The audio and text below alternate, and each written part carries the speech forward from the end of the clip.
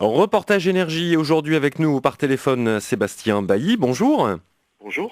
Alors vous êtes le délégué général du Festival du cinéma de Brive. On en est aujourd'hui à la 8e édition, elle se tiendra du 6 au 11 avril prochain. Eh bien, une édition qui va continuer de faire la part belle à un format un petit peu méconnu, le moyen métrage. C'est quoi le format spécifique du moyen métrage? Le moyen métrage, ce sont des films entre 30 et 60 minutes. Donc c'est une catégorie qui fait partie du court métrage, disons. Mais c'est vrai que depuis quelques années, on constate qu'il y a énormément de films qui sont produits dans ces durées-là, en France, mais aussi partout en Europe et dans le monde plus largement. Et il n'y avait pas pour l'instant de festival consacré spécifiquement à ces films-là, qui pourtant existent depuis les débuts du cinéma. Donc on a souhaité créer un rendez-vous particulier où on mettrait en valeur ces films d'une durée si particulière. Ouais. Alors parmi tous ces films qui sont produits, c'est plutôt de la fiction, plutôt du documentaire? Nous présentons des films de fiction, évidemment. Il y a beaucoup de films de fiction produits dans cette durée-là. Des documentaires de création, mais aussi des films expérimentaux, des films d'animation parfois. Tout type de films, puisque après, nous on considère que utiliser la fiction, le documentaire, ce sont si vous voulez, des outils pour raconter une histoire, pour montrer le monde tel qu'il est vu par un réalisateur. Il existe beaucoup de festivals du moyen métrage? Eh bien non, c'est le seul. C'est le seul en Europe, et même je crois dans le monde, spécifiquement et entièrement consacré à ce format-là. Donc il fallait vraiment voilà, le créer. Je sais maintenant que dans d'autres festivals, des sections ici ou là sont créées spécialement autour du moyen métrage, dans des festivals de court métrage ou des festivals de long métrage. Alors c'est un format évidemment qui est pas forcément très facile, en tout cas notamment pour le public, puisque c'est peut-être plus facile de passer des courts-métrages ou des longs-métrages. Quel est l'accueil un petit peu du public justement? L'accueil du public est très bon puisque la fréquentation l'année dernière s'est élevée à 7000, un peu plus de 7000 entrées sur 5 jours. Et c'est vrai qu'en 8 ans, on a vu un vrai public se constituer. Les gens ont la curiosité de découvrir les jeunes cinéastes, qu'ils soient français ou étrangers. Et petit à petit, il vient aussi découvrir les films qui ont fait l'histoire du cinéma, qui sont très très nombreux dans ce format-là. Bon, alors comme chaque année, il va y avoir des jeunes Corésiens qui vont intégrer l'équipe du jury. Ils seront chargés de décerner le prix du jury jeune de la Corrèze. C'est important aussi de faire participer les jeunes? Oui, c'est très important parce que, évidemment, c'est tout simplement parce que c'est le public de demain, mais aussi parce que ils sont à un moment où ils sont en recherche de plein de choses, de leur goût futur, et généralement ils sont beaucoup plus curieux qu'on ne peut l'être nous plus tard.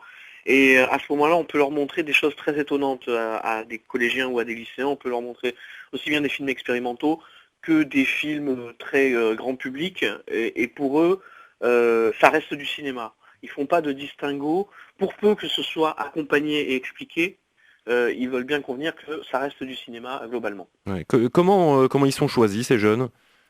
Eh bien, il y a un appel à candidature, il y a un concours, on leur demande de rédiger une critique sur un film sorti dans les 12 derniers mois, une lettre aussi de motivation, et puis ensuite on choisit 7 jeunes, on prend des collégiens, des lycéens, des jeunes en apprentissage professionnel. On les fait se rencontrer pendant 5 jours, ils voient tous les films de la compétition en salle, discutent tous les jours de ce qu'ils ont vu, et à la fin décident donc de remettre leur prix. Oui, il y a pas de film choisi spécifiquement pour eux. Non, non, ils voient exactement les mêmes films que le public, que le jury professionnel, c'est-à-dire les films de la compétition européenne. Ouais. Alors il y a il y aura également cette année, je vais y arriver, la troisième édition du concours de scénario. Bon, les auditeurs, hein, s'ils veulent participer, ont jusqu'au 11 février pour envoyer leur candidature. Alors comment on doit s'y prendre? Tout d'abord, se renseigner donc sur les conditions d'inscription. On peut se renseigner sur notre site festivalcinémabrive.fr. L'idée, c'est de proposer soit un scénario déjà développé, que ce soit un scénario de fiction, mais aussi un scénario de documentaire ou de film expérimental ou de film d'animation. Ça peut aussi être un synopsis développé sur une quinzaine de pages présentant le projet. Ce projet doit évidemment du coup être dans une durée prévue entre 30 et 59 minutes.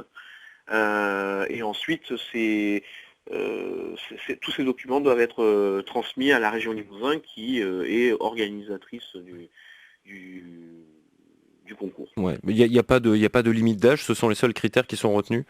Euh, c'est possible de s'inscrire à partir de 16 ans. D'accord. Et alors, évidemment, qui dit concours dit également prix. Oui. Un prix, donc une dotation en numéraire de 2500 € qui sera remise pendant le festival, puisqu'un jury va se réunir pendant le festival. L'année dernière, c'est plus de 120 projets qui ont été reçus pour un seul lauréat. Le film qui a été primé l'année dernière, le scénario qui a été primé l'année dernière a été tourné entre-temps, celui qui a été primé la toute première année aussi. Donc je crois que c'est un label qui permet ensuite de trouver le reste du financement pour pouvoir tourner ce film-là. Ouais, donc c'est un bon moyen, notamment pour des jeunes scénaristes, des jeunes réalisateurs, de se lancer, de mettre le pied à l'étrier. Oui, tout à fait. Je pense que c'est une bonne expérience de se confronter pour la première fois aussi à une commission, au fait de rendre un dossier très précis et de faire la première expérience du tri de ses idées, de la façon de les exprimer. Faire des films, c'est aussi ça. Et pour faire des films, il faut toujours trouver de l'argent et on est toujours confronté à des commissions, à des concours, voilà. Et donc je pense que c'est peut-être une bonne façon de se confronter à ça une première fois. Alors la 8e édition, donc on le rappelle, ce sera du 6 au 11 avril prochain. Sébastien Bailly, merci beaucoup. Merci.